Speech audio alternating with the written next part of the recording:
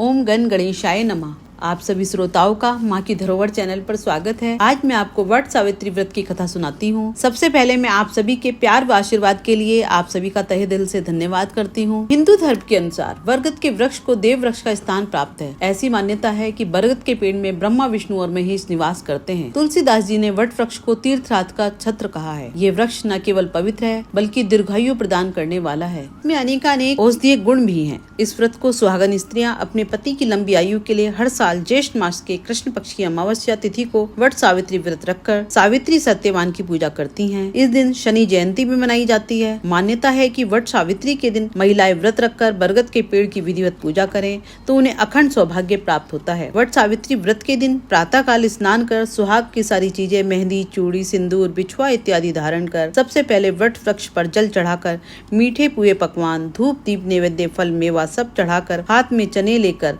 कथा पढ़े या सुने। कच्चे सूत से वट वृक्ष की 5 या 7 परिक्रमा करके अखंड सौभाग्य की कामना करें। फिर भीगे हुए चने व मीठे पूड़े पकवान का बायना निकालकर सास, जिठानी, ननद या आपसे भी बड़ी महिला को देखकर सुहाग का आशीर्वाद लेवें। प्राचीन समय में भद्र देश के एक राजा थे जिनका नाम अश्वपति था। भद्र देश के राजा अश्वपति के कोई संतान न थी। उन्होंने संतान की प्राप्ति के लिए मंत्रोच्चारण के साथ प्रतिदिन 1 लाख आहुतियां दी। 18 वर्षों तक यह क्रम जारी रहा। इसके बाद सावित्री देवी ने प्रकट होकर वर दिया कि राजन, तुझे एक तेजस्वी कन्या पैदा होगी। सावित्री देवी की कृपा से जन्म लेने के कारण से कन्या का नाम सावित्री रखा गया। कन्या बड़ी होकर बेहद रूपवान हुई। योग्य वर न मिलने की वजह से सावित्री के पिता दुखी थे। उन्होंने कन्या को स्वयंवर तलाशने भेजा। सावित्री तपोवन में भटकने लगी। वहाँ साल्व देश के राजा द्युम्नसेन रहते थे क्योंकि उनका राज्य किसी ने छीन लिया था। उनके पुत्र सत्यवान को देखकर सावित्री ने पति के रूप में उनका वरण किया। ऋषि राज नारद को जब यह बात पता चली तो वह राजा अश्वपति के पास पहुंचे और कहा कि हे राजन, यह क्या कर रहे हैं आप? सत्यवान गुणवान है, धर्मात्मा है और बलवान भी है, पर उनकी आयु बहुत छोटी है। वह अल्पायु है।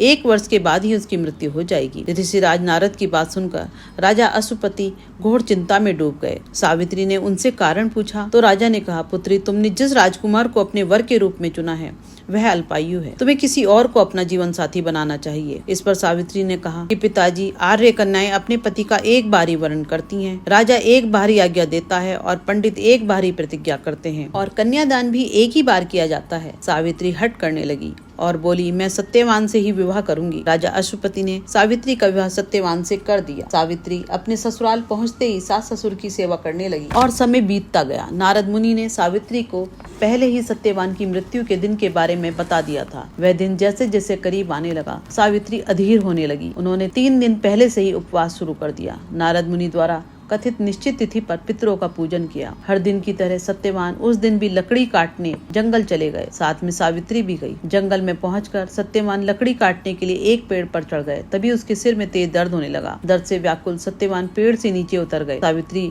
अपना भविष्य समझ गई। सत्यवान के सिर को गोद में रखकर सावित्री सत्यवान का सिर संभालने लगी। तभी वहीं यमराज आते दिखाई दिए। यमराज अपने साथ सत्यवान को ले जाने लगे। सावित्री भी उनके पीछे पीछे चल पड़ी। यमराज ने सावित्री को समझाने की कोशिश की कि यही विधि का विधान है, लेकिन सावित्री नहीं मानी। सावित्री की निष्ठा और पति परायणता को देखकर यमराज ने सावित्री से कहा, हे देवी, तुम धन्य हो, तुम मुझसे कोई भी वरदान मांगो। सावित्री ने कहा, मेरे सास ससुर वनवासी और अंधे हैं, उन्हें आप दिव्य ज्योति प्रदान करें। यमराज ने कहा, ऐसा ही होगा, जाओ, अब लौट जाओ। लेकिन सावित्री अपने पति सत्यवान के पीछे पीछे चलती रही। यमराज ने कहा, देवी, तुम अब वापस जाओ। सावित्री ने कहा, भगवान, मुझे अपने पति देव के पीछे पीछे चलने में कोई परेशानी नहीं है। पति के पीछे चलना मेरा कर्तव्य है। उन्होंने फिर से एक वर मांगने को कहा। सावित्री बोली, हमारे ससुर का राज्य छिन गया है, उन्हें पुनः वापस दिला दो। यमराज ने सावित्री को यह वरदान भी दे दिया और कहा, अब तुम लौट जाओ। लेकिन सावित्री पीछे पीछे चलती रही। यमराज ने सावित्री को तीसरा वरदान मांगने को कहा।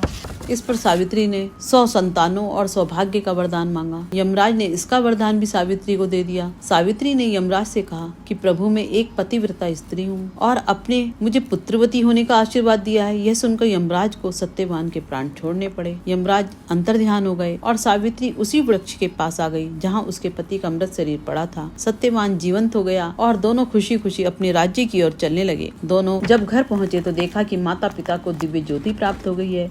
इस प्रकार प्रकार सावित्री सत्यवान चिरकाल तक राज्य सुख भोगते रहे। अतः पतिव्रता इस सावित्री के अनुरूप ही प्रथम अपने सास ससुर वट सावित्री व्रत करने और इस कथा को सुनने से उपवासक के वैवाहिक जीवन या जीवन साथी की आयु पर किसी प्रकार का कोई संकट आता ही नहीं और बल्कि टल जाता है। आज के लिए इतना ही। नारायण नारायण।